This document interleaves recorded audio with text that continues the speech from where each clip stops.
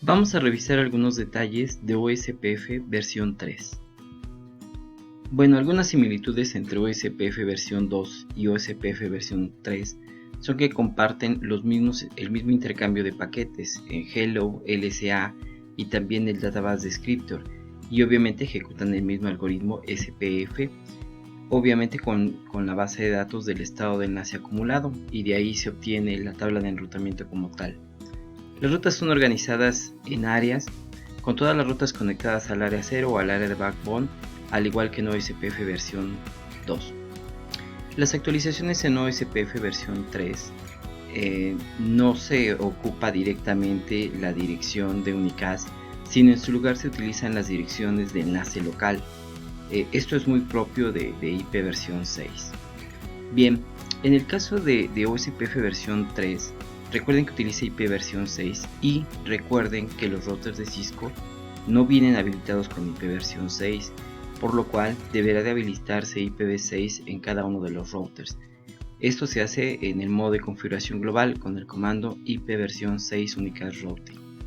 Adicionalmente, habrá que habilitar Cisco Express Forwarding para IPv6 con el comando IP versión 6 CEF.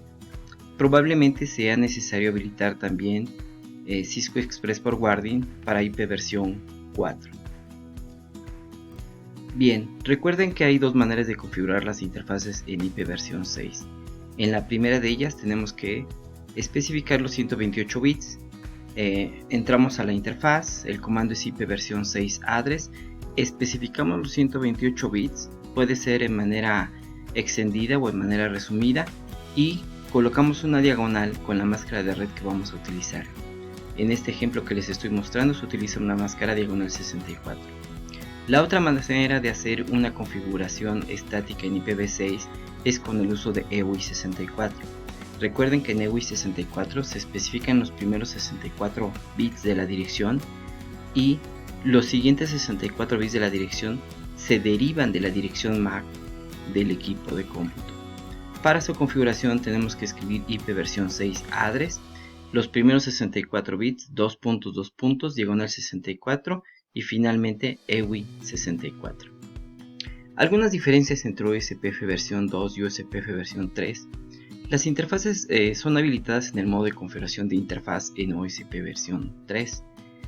En lugar de utilizar el comando network dentro del protocolo de enrutamiento como lo habíamos estado haciendo en OSPF versión 2. Y adicionalmente en OSPF versión 3 se tiene que configurar un identificador del router. Esto para los procesos de OSPF.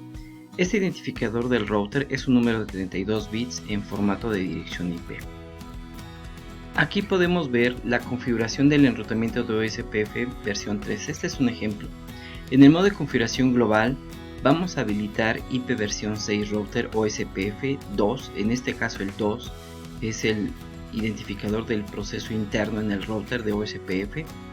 Posteriormente vamos a configurar el identificador del router con el comando router ID, en este caso es 2.2.2.2. Vean que se trata de un formato de dirección IP, pero este solamente sirve de identificador para el intercambio de información con los otros routers OSPF. Entramos a la interfaz o a las interfaces y especificamos IP versión 6 OSPF 2. Este 2 se refiere al proceso que está aquí arriba, ¿sí?